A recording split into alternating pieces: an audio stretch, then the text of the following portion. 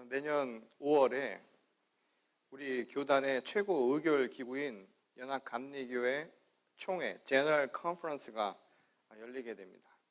이번 총회에서도 이 동성애와 관련한 입장의 차이로 인해서 여러 가지 안건들이 이번에 청원이 되었는데, 그 대부분의 내용 가운데 하나가 뭐냐면 우호적인 결별이라는 겁니다. 우호적인 결별, 말하자면 amicable separation, 말하자면 아름다운 이별이라고 우리가 번역할 수 있는 것인데, 교단 안에서 동성애와 관련된 이유로 인해서 아름답게 이별할 수 있는 방법이 무엇인가, 이것을 다양한 방식으로 우리가 아름답게 말맞다나 헤어질 수 있는 길들을 찾기 위한 청원안들이 이 지난주 마감이 되었다고 합니다. 그 중에 핵심되는 사안이 뭐냐면 장정의 신탁 조항, 이 트러스트 클로즈라고 하는 부분입니다. 우리가 교단을 분리하든지 아니면 교단을 탈퇴하든지 떠나든지 역시 가장 문제가 되는 부분은 재산에 대한 소유권입니다. 역시 사람이 하는 일이고 사람과 관련된 일이기 때문에 이 교회에서도 재산권과 관련된 부분이 가장 큰 이슈라는 거예요. 떠나고 싶어도 이 교회 건물을 두고 떠나기가 어려운 상황들이 있기 때문이라는 겁니다. 그래서 교회 건물에 대한 소유권을 인정받지 않은 상태에서는 사실상 자유로운 결정을 하기 어렵다. 그렇기 때문에 이 문제를 먼저 서로 합의를 해야 한다. 공교롭게도 동성애와 관련된 문제에 대해서는 찬반이 분명하게 갈리는 데 반해서 재산권에 관해서만은 어떻게든 서로 합의된 목소리를 내고 있다는 사실이죠. 여하튼 이것을 중심으로 내년 총회에서 어떤 결정을 내리게 될지는 두고 봐야 할 일입니다. 근데 이제 신탁 조항이라고 하는 이 부분, 트러스트 클로즈라고 하는 것은 우리 헌법이지요.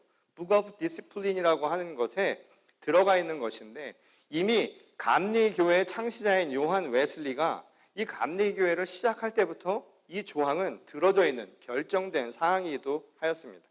비록 개체 교회가 건물을 소유하고는 있지만 교회의 재산은 어디까지나 교회 전체의 사역을 위해서 사용될 때만 그 한에서만 인정될 수 있다라는 이유 때문이었습니다.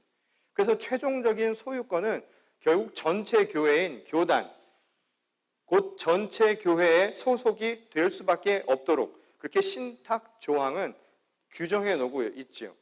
그럼에도 불구하고 많은 개체 교회들이나 소속 교회인들이 이 교회 건물에 대한 재산권을 주장하면서 법원에 소송을 제기하는 경우가 여럿 있었습니다. 이 가장 최근에 제기된 이 소송, 재산권 소송은 2018년이죠. 작년에 뉴저지주의 한 연합감리교회, 미국 연합감리교회에서 이 소송이 제기된 바가 있습니다. 결국 뉴저지주 대법원은 그 수프림 코트에서는 어떤 결정을 내렸냐면 교단의 헌법에 명시된 신탁 조항, 이것이 중요한 부분이고 이것이 교회의 교권이라고 하는 측면만이 아니라 교회의 본질에 합당하다 해서 결국 교단의 손을 들어주었죠. 그래서 교회의 건물은 어느 한 개별 소유물이 될 수가 없다. 다시 말해서 한 로컬 처치나 또는 그 교회의 교인들이 그 소유물을 주장할 수 있다. 주장할 수 없는, 다시 말해서 재산권을 주장할 수 없다라고 하는 것이 바로 이 법원의 결정이었고, 그것은 바로 이 교회가 어떤 모습이어야 하는가를 다시 한번 알려주는 재확인한 그런 법정 케이스라고 할 수 있는 내용이었습니다. 이것은 신탁의 본래 개념과도 부합되는 결정이죠. 이 신탁이라는 말이 뭔가요? 신탁은 하나님으로부터 위탁받은 겁니다. 곧 하나님의 대리인으로서 위임을 받았다라는 것이 바로 신탁의 의미이죠. 오늘 우리가 읽은 이 본문 말씀에 나오는 청지기의 개념도 같은 맥락에서 이해할 수 있는 부분입니다. 하나님으로부터 위임을 받은 것. 그래서 우리의 권리가 인정될 뿐이라는 거예요.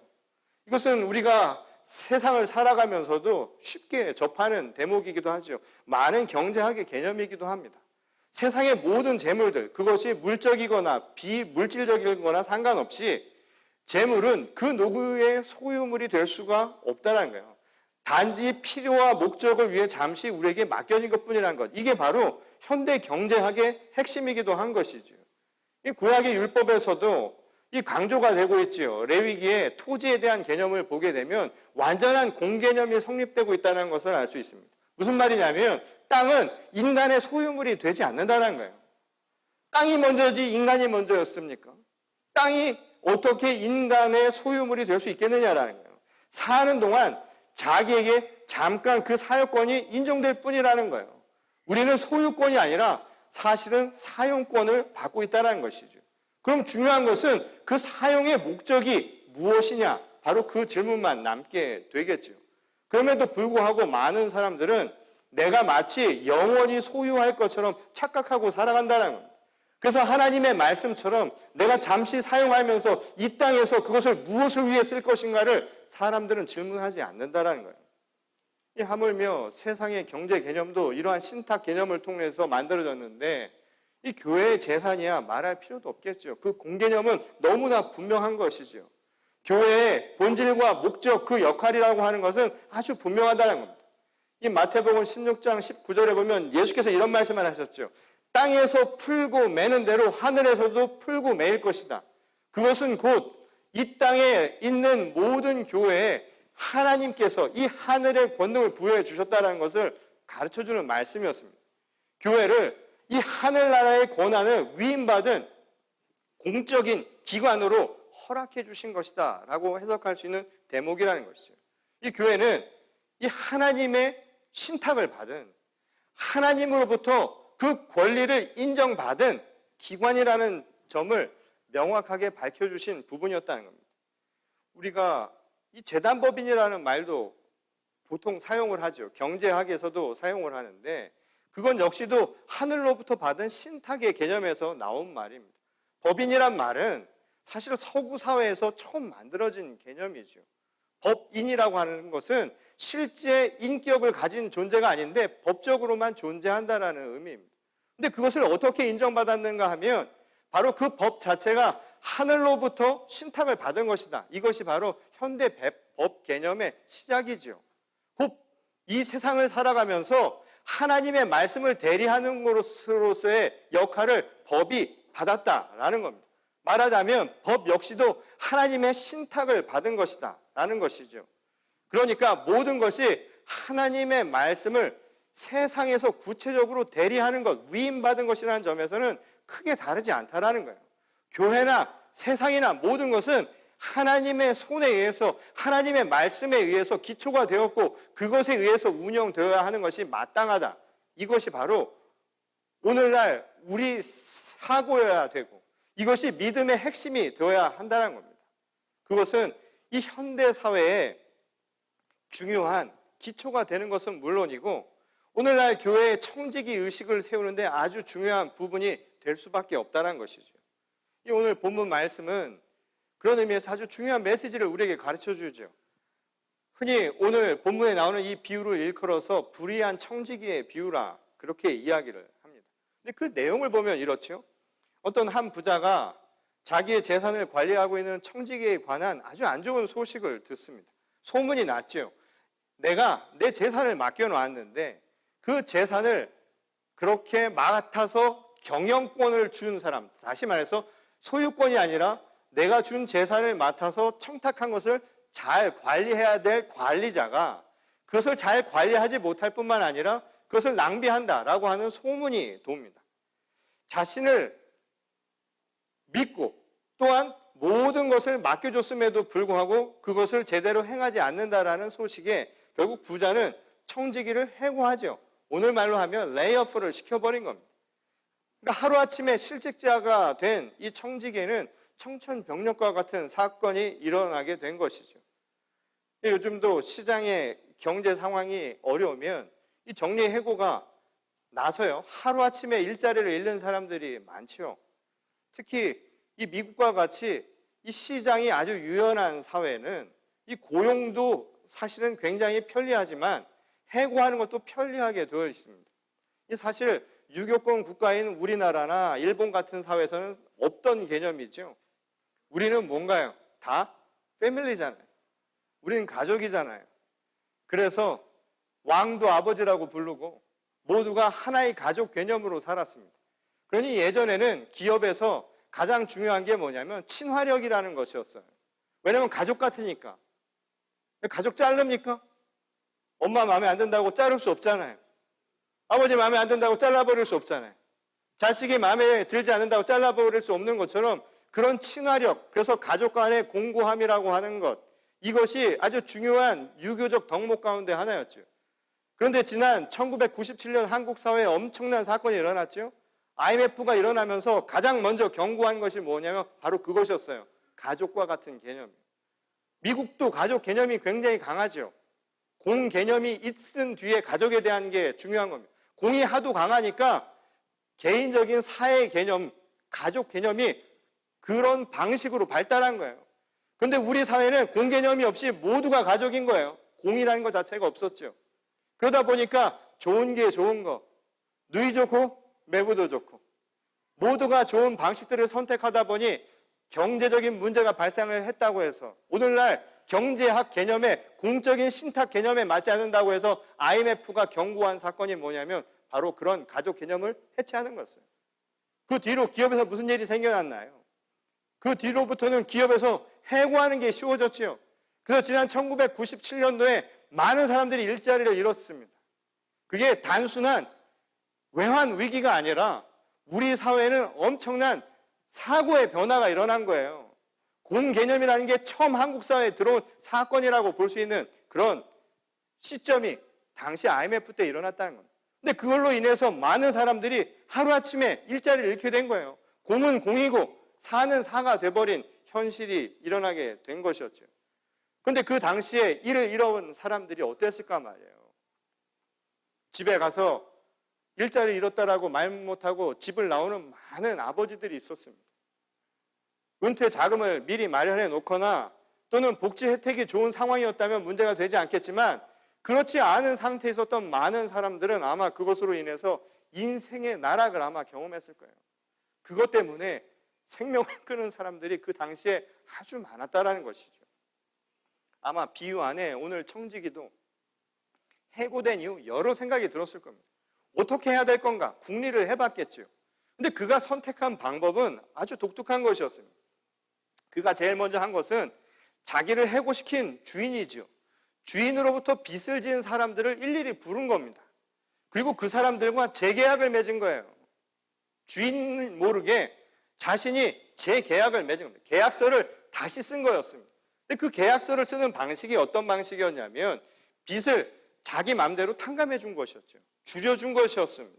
예를 들어서 기름 100마를 빚진 자에게는 50말로 계약서를 다시 쓴 거예요. 자기 멋대로 50%를 삭감해 준 것이었습니다. 지금 이 청지기가 해고된 이유가 무엇이었나요? 주인의 재산을 낭비해서 해고된 사람이었는데 끝까지 주인에게 해를 주는 아주 해당 행위를 지금 하고 있었던 것이었죠. 오늘날로 말하면 어디에 해당될까요? 문서 위조? 일종의 사기범과 같은 그런 엄청난 일을 지금 하고 있었다는 겁니다. 그런 의미에서 아마도 오늘 이 비유의 내용을 불의한 청지기의 비유라고 이름을 명명했던 것도 바로 그의 행동 때문이 아니었는가 추측해 볼 수 있는 대목이죠. 그런데 그 이야기가 나온 바로 다음부터 이야기의 진행이 우리의 생각과 다른 방향으로 전개가 되죠. 주인이 뭐라고 얘기하냐면 청지기에게 화를 내거나 오늘식으로 법정에 세운 게 아니라는 거예요. 네가 잘못했으니 법정에 세야 되겠다. 콩밥 좀 먹어라 하고 한 것이 아니라 오히려 그를 칭찬을 해줬다는 거예요. 그리고 그 이유를 이렇게 얘기하죠. 지혜롭다. 슬기롭게 처리했기 때문이라는 거예요. 자기 재산을 탕진한 사람, 그것도 모질라서 그것을 자기 멋대로 한 사람에게 주인이 뭐라고 얘기하냐면 지혜롭다라고 칭찬을 해줬다는 거예요. 우리의 고개를 갸웃거리게 만드는 대목이죠. 더군다나 이 이야기는 지금 부자의 입을 빌어서 하신 예수님의 비유의 말씀이라는 거예요. 결국 무슨 말씀이냐면 예수님이 이 비유를 통해서 당시에 하나님의 말씀을 따르는 자들 그리고 오늘 우리 교회에 어떻게 살아가는 것이 진정한 그리스도의 모습이고 어떤 것이 교인의 모습인가 어떤 것이 교회의 진정한 본질인가를 이 비유를 통해서 하고 계신 말씀인데 도대체 납득이 더더욱 가지 않는 대목이라는 것이죠. 마치 의도가 어떻든 지혜롭게 처리만 하면 된다는 식으로 해석할 수도 있는 상황이 벌어질 수 있기 때문이라는 겁니다. 그럼 과연 지혜로운 것, 슬기로운 것은 무엇을 두고 하신 말씀이고, 이 이야기를 통해서 오늘 그리스도인들에게, 오늘 그리스도를 믿는 바로 이 교회에 주시는 메시지는 과연 무엇이었을까요? 이 비유에 대해서 지금까지 정통적으로 해석해온 입장은 바로 이것이었습니다. 이 청지기의 불이 거기에 초점을 둔 것이 아니라 그가 미래를 두고 행했던 그 미래에 대한 준비력에 초점을 둔 것이었어요. 그리고 그것을 이렇게 해석을 했습니다. 그것은 바로 종말론적인 관점으로 해석을 했다는 거예요. 곧 하나님의 심판의 날을 대비하면서, 다시 말해서 하나님의 교회와 그리스도인들은 앞으로 장차 일어날 일을 대비해서 그것에 만족할 만한 일을 하는 것, 그게 지혜로운 일이라는 거예요. 현실은 다소 비합리적이고 불합리해 보일지라도 하나님의 말씀, 종말을 살아가는 사람이라면 그 말씀에 적합한 일들을 행하며 살아가야 한다. 이것이 바로 오늘 그리스도인들에게 요구되는 신앙생활의 모습이라 그렇게 해석을 한 것이었습니다. 우리가 많이 들었던 이야기죠. 물론 틀린 말은 아닌데 만일 이런 식으로만 생각을 한다면 이런 문제가 생길 수 있지요. 종말만 생각하고 지금은 생각하지 않는 것. 말하자면 많은 사이비들이나 많은 잘못된 가르침을 하는 교회의 모습과 크게 다르지 않는 모습들을 우리가 보일 수도 있는 근거가 여기에서 생겨날 수 있다는 겁니다. 반면에 또 다른 해석들이 있죠. 많은 신학자들은 이런 이야기를 하기도 합니다. 이 청지기의 처신이 이 사실은 이미 율법에 대한 명확한 이해로부터 나온 것이라는 거예요. 근거를 가지고 이 행위를 했다는 겁니다. 이 보통의 일상적인 빈문서라고 하는 것은 어떻게 되어 있을까요? 내가 땅을 누구에게 주면 당연히 뭘 받을까요? 내가 누구에게 돈을 빌려주면 여러분 뭐 받으시지 않으세요? 이자를 받으시겠죠. 지금 아무것도 안 받으신다는 분은 저를 나중에 따로 만나 주시면 감사하겠습니다. 굉장히 고마운 분들인데, 기본적으로 경제학 개념은 내가 누군가에게 내 재산을 준다라고 할 때는 내 기회 비용을 잃어버리는 거예요. 내가 그것을 가지고 있음으로써 발생하는 이윤을 내가 포기하기 때문에 그 포기에 대한 것을 받는 거예요. 그래서 이자를 받는 것이죠. 이것은 어떤 사회든 일반적인 모습이라는 거예요. 빈문서는 계약은 반드시 그렇게 되어 있을 것이다 라는 것이죠. 그런데 지금 이 청지기가 행한 일은 뭐였냐면, 그런 의미에서 계약서를 새로 쓴 것은 바로 이 빚을, 다시 말해서 이자를 탕감해 준 일이었다는 거예요. 왜 그랬을까? 그게 바로 유대 율법에 나와 있는 것이기 때문이라는 거예요. 실제로 우리가 레위기서나 당시 유대 율법을 보면 유대인들에게 이자는 고리대금이라고 하는 것은 금지가 되어 있는 사항이었죠. 그래서 이 사람이 칭찬을 받았을 것이라는 거예요. 그리고 이 사람은 그것을 행함으로써 이자를 통해 자신에게 올 수 있는 자신의 이득 또한 포기한 아주 칭찬받은 일을 했다라고 해석을 했다라는 겁니다. 물론 그럴 수도 있겠죠. 그리고 또 다른 한편으로 이런 해석도 있습니다.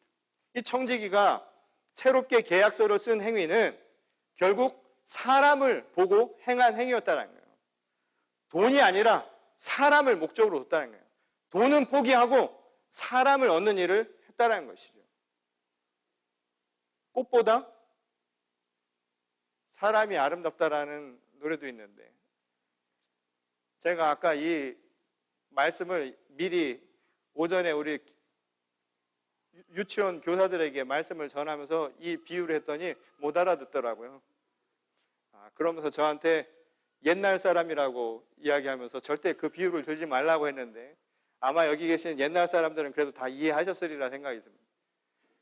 이 지금 청지기가 행한 일은 다시 말해서 돈이 아니라 사람을 택했다라는 것이죠. 근데 이 말씀도 그런 해석을 할 수 있겠지만 자칫 이것이 인생을 어떻게 살아가느냐 하는 처세술에 머물 수도 있다라는 거예요. 지금 예수께서 이 비유를 하신 말씀이 어떻게 세상을 살아가느냐, 돈보다 사람이 우선이다라고 하는 처세술, 그래서 사람을 얻는 것, 인심을 얻는 게 중요하다라는 그 말씀을 하고자 하신 것이었을까요? 이 비유의 전체 맥락에서 가장 중요한 부분은 그런 의미에서 마지막 구절에서 찾을 수 있습니다. 이 마지막 구절인 13절에 이에 분명한 이 전체를 설명하는 이 비유의 목적이 무엇인가를 얘기해 주는 구절이 나오죠. 한 종이 두 주인을 섬기지 못한다는 거예요. 이게 이 전체 비유의 핵심이라는 겁니다. 그가 한쪽을 미워하고 다른 쪽을 사랑하거나 한쪽을 떠받들고 다른 쪽을 업신여기는 일이 있을지언정 너희는 하나님과 재물을 함께 섬길 수 없다. 이것이 바로 이 비유의 핵심이 되는, 이 비유를 통해서 예수께서 전하고자 하는 메시지가 그 안에 담겨져 있다는 것이죠. 한마디로 섬김의 대상이 중요하다는 거예요. 섬김의 대상이 누구인가? 바로 그것을 분명히 알라는 것이죠. 근데 이 말씀도 잘 이해하는 것이 선택을 행하는 것처럼 느낄 수 있습니다. 그래서 이 선택이 하나는 포기하라는 것처럼 우리는 듣는다 이 말인 거예요. 우리 극단적이죠. 그래서 예수 믿으면 다 포기해. 그래서 어떤 교회에서는 학생들한테 선교 가야 되니까 공부하는 것도 포기하고 직업도 포기하고 오직 하나님의 말씀만 따르라고 가르치는 곳도 있지 않습니까? 그리고 이 구절들을 된다고요. 둘을 함께 섬길 수 없다고. 이런 극단적인 선택을 이야기하고 있는 말씀일까요? 근데 이 말씀을 이해하려면 바로 앞에 또 다른 새 구절을 읽어야 됩니다. 이 13절 바로 앞에 10절부터 12절을 보면 공통된 단어 하나가 계속 반복되는 걸 볼 수 있습니다. 그 단어가 뭐냐면 충실이라는 거예요. 충실이란 말은 이 피스토스라고 하는 헬라 말을 번역한 것이죠. 우리가 흔히 믿음을 이야기할 때 피스토스라는 말을 씁니다. 이 피스토스라는 말은 오늘 우리가 가장 적합한 말로 쓸 수 있는 말 가운데 하나가 신실하다는 거예요. 인티그리티라는 말이 있죠, 영어에도. 그 사람은 신실한 사람이야 라고 할 때 이 말은 그 사람의 속과 겉이 다르지 않다, 일관되다라는 것을 보여주는 말이죠. 그리고 그것은 우리의 신앙에서도 아주 중요한 부분이에요. 내가 믿는다고 하는 믿음의 고백과 그 고백을 실천하는 실천의 행위가 다르지 않은 것, 이것을 두고 우리는 신실하다, 피스토스다 라고 이야기를 한다는 겁니다. 곧 예수께서 이 비유를 통해서 전하고자 한 메시지의 핵심이 바로 여기에서 찾을 수 있다는 거예요. 하나님이 부른 자, 청지기, 하나님이 모든 것을 맡겨주셔서 모든 권리를 준 그 사람들에게 요구되는 신앙의 덕목이 뭐냐? 바로 이 신실함이라는 거예요. 충실함, 피스토스라는 겁니다. 그런데 문제는 바로 이거라는 거예요. 무엇에 충실하느냐라는 거예요. 바로 13절에 나온 대로 하나님 앞에 신실한 자가 되라는 거예요. 이 비유의 전체 핵심은 바로 이 이야기를 하기 위해서 했다는 거예요. 신실한 자, 겉이 속이 다르지 않은 하나님을 믿는 자로서, 하나님을 섬기는 자로서 똑같은 자가 되어야 한다는 것이죠. 이 이야기에 그래서 던져진 핵심 메시지는 뭐였을까요? 이 이야기는 당시 하나님을 믿는다라고 하고 율법이 모든 것의 핵심이라고 이야기하면서도 실제로는 그렇게 살지 않았던 유대 종교 지도자들에게 던진 메시지였다는 거예요. 율법을 입만 벌리면 하나님을 이야기하면서도 실제로는 그렇게 살지 않고 세상을 지배하면서 하나님의 말씀으로 지배해야 한다라고 그렇게 가르치면서 실제로는 하나님의 말씀대로 가르치지 않고 공의로 행하지 않고 자신의 부만 축적했던 바로 그들을 향해서 던진 말씀이었다는 거예요.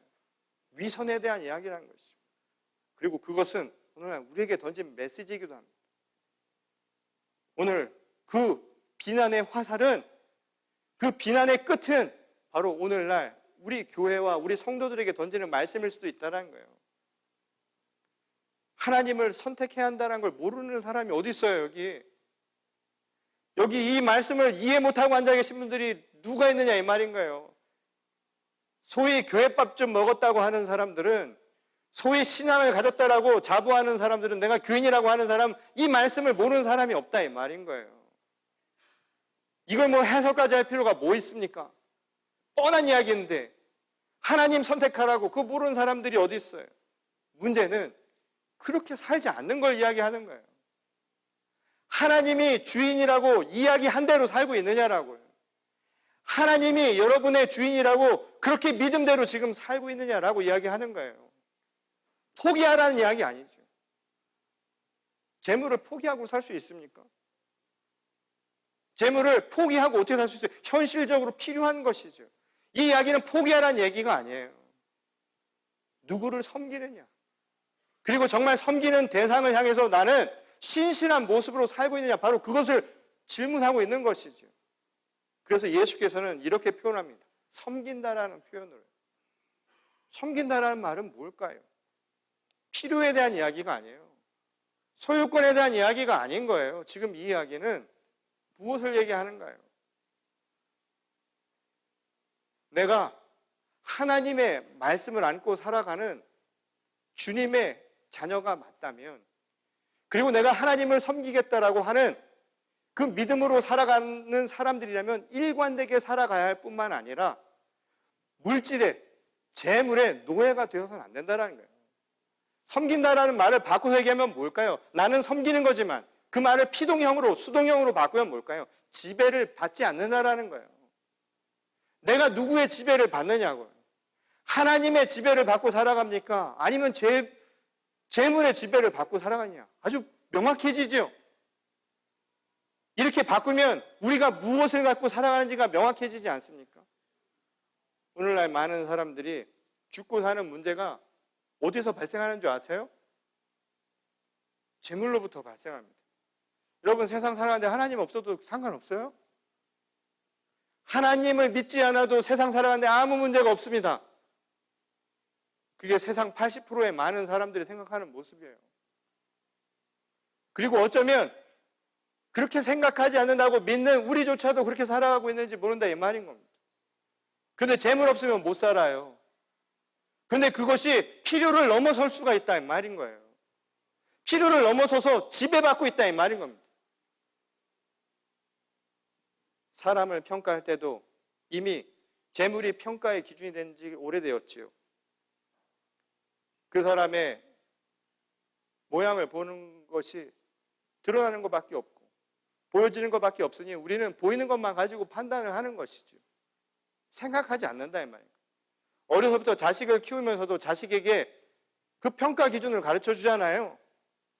애한테도 친구 사귈 때, 야, 쟤는 좀 아닌 것 같다. 저쪽으로 가라. 학원을 보내도 좋은 학원을 보내잖아요. 공부 잘하지 않아도 돼. 거기서 좋은 애들 만나면 돼. 끼리끼리 모이는 거를 어릴 때부터 가르치죠. 세상을 어떻게 살아야 잘 살아야 되는가 하는 처세술을 가르치죠. 그게 지혜와 슬기를 가르쳐준다고 하죠. 근데 우리는 말 그렇게 하지 않습니다. 교육의 핵심을 그렇게 얘기하는 교육가들은 한 명도 없습니다. 교육의 목적을 그렇게 얘기하는 사람이 어디 있습니까? 아이들에게 꿈과 희망을 이야기하고요. 우린 교회에서는 하나님의 말씀을 어린아이가 어려서부터 사랑하고 사랑받을 수 있는 자가 되라고 그렇게 가르쳐왔죠. 그런데 현실적으로 그렇게 안 한다 이 말인 거예요. 그렇게 살지도 않을 뿐만 아니라 이제는 그렇게 가르치지도 않는 시대를 살아가고 있다는 겁니다. 오늘 이 비유는 유대 사회의 어떤 한 종교 지도자들, 예수님으로부터 지독하게 독사와 같은 자들, 위선자들이라고 손가락질 받던 그 사람들만이 아니라 오늘 21세기를 살아가는 오늘 교회와 우리 성도들에게 던져진 말씀일 수도 있다는 사실을 우리가 기억해야 한다는 겁니다. 아무리 귀에 못이 박힐 정도로 이야기를 해줘도 우리가 재물이 없으면 얼마나 삶이 각박해지고 불편한지를 너무나 잘 알죠. 그래서 하나님 없이 사는 데는 아무 지장 없어도 재물이 없는 세상은 상상이 불가능한 이런 현실을 살아가고 있습니다. 그럼에도 불구하고 오늘 예수께서는 우리에게 분명한 메시지를 똑같이 전하고 있죠. 그래도 두 주인을 섬길 수는 없다고 바꿔서 얘기합니다. 그래도 재물의 노예는 되지 말라고요. 세상 한 번 사는데 재물의 노예로는 살지 말아야죠. 그래서 폼나게 한번 살아봐야 되는 것 아닙니까? 재물이 그렇다고 나쁜 것 같으세요? 재물이 무슨 죄가 있어요? 재물이 뭔 죄를 졌어요? 아무것도 안 했어요. 그걸 바라보는 우리의 생각과 시선이 이끌어졌을 뿐이에요. 그리고 그걸 어떻게 사용하느냐는 우리 사용이 문제였던 것이죠. 그래서 하나님의 자녀가 되면서 하나님을 섬길 줄 아는 자들, 하나님의 말씀에 지배가 받는 자들에게는 재물도 축복이 될 수 있다 이 말인 겁니다. 오늘 삶의 도구를 목적으로 잘못 알고 살아가는 우리에게 던지는 메시지죠. 재물의 노예가 되지 말라는 겁니다. 교회조차 그래서 소유할 수 있다라는 생각을 개인의 재물로 생각하는 그런 어리석은 것들이 일어나서는 안 되는 거예요. 우리의 삶에서도 작은 것 하나하나가 하나님께서 주신 귀한 축복의 선물이라는 것을 잊지 말아야 된다 이 말인 겁니다. 오늘 하나님의 말씀 가운데 바로 서서 오늘 하나님의 말씀에 의거해서 오늘 우리에게 잠시 맡겨준 것들을 어떻게 사용할 것인가? 내게 맡겨준 사용권만 주셨으니 사용의 목적이 무엇인가? 주님을 섬기고 주님의 말씀대로 그것을 올바르게 행하며 살 수 있는 이 시대의 교회와 우리 성도들이 될 수 있기를 소원합니다. 제가 이 말씀을 준비하면서 저도 막 찔려요. 저는 솔직히 저는 아니다라고 말 못합니다. 재물 하나 때문에 움츠려 드는 똑같은 현실을 살아가고 있는 그냥 현실인일 뿐이에요. 근데 최근에 그런 생각을 해봤으면 목회라고 하는 것도 생각을 해봤어요. 그래서 저는 좀 특별하잖아요. 그래도 대놓고 주님께 부름받은 자라고 그렇게 공인받고 있으니까. 근데 어느 순간 저도 모르게 그런 생각을 했습니다.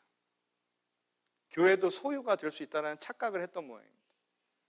그래서 모든 것을 양적으로 보려고 하는 나쁜 습성들이 자꾸만 생겨나는 거예요. 그리고 그렇게 하는 것이 굉장히 기뻤어요. 그리고 워커홀릭이라고 하죠. 저는 가만히 있으면 병이 날 것 같아요. 뭔가를 해야 됩니다. 그럼 만들어서라도 해야 되고 결실을 봐야 이게 풀려요. 그게 신념이에요. 생각해보니까 아름다워요. 나쁘지는 않아요. 자기의 철두철미한 직업의식을 갖고 있는 것은 좋은 거예요. 그런데 곰곰이 생각해보니까 그건 직업의식밖에 안 되는 거예요. 우리는 부름받은 사람이잖아요. 직업으로 자기 신념을 다해서 사는 것도 중요하지만 하나님의 부름을 받았다는 것이 더 중요한 것이잖아요. 하나님이 오늘 우리에게 주신 선물이 무엇인가를 깨닫는 게 더 중요한 것 아닐까요? 오늘 하나님이 우리와 함께 하십니다. 그리고 우리들의 삶 가운데 교회와 우리 성도들의 삶을 인도하실 줄 믿습니다. 그리고 그것을 통해서 우리에게 다시 한번 생각해 보라고 말씀해 주십니다. 우리가 섬겨야 할 대상이 누구인가요? 오늘 그 질문에 대답하며 하나님의 놀라운 은총을 체험하는 저와 여러분 모두가 될 수 있기를 주님의 이름으로 간절히 축원합니다. 우리 다 같이 기도하시겠습니다. 하나님 감사합니다. 오늘도 주님의 말씀 안에 거하는 주의 거룩한 성도들이 되게 하시고 섬김의 대상이 어디에 있는가 분명하게 깨닫고 말씀 안에 거할 수 있도록 은혜를 베풀어 주시옵소서. 우리에게 필요한 재물도 있고 또 그것이 없이는 살아갈 수 없는 현실을 우리가 분명하게 살아가고 있습니다. 그러나 적어도 재물의 노예가 되지는 않도록 도우시고 하나님의 말씀 안에서 정말 슬기롭고 지혜로운 선택을 행하여 하나님 안에 거할 수 있도록 주님 역사하여 주시옵소서. 오늘 이 시간 소금과 빛의 역할로 부르신 교회가 바로 서게 하시고 또한 교회의 성도로서의 역할을 잘 감당할 수 있도록 주님께서 우리에게 크신 은혜 베풀어 주실 줄 믿사오며 거룩하신 우리 주 예수 그리스도의 이름으로 간절히 기도드렸습니다. 아멘.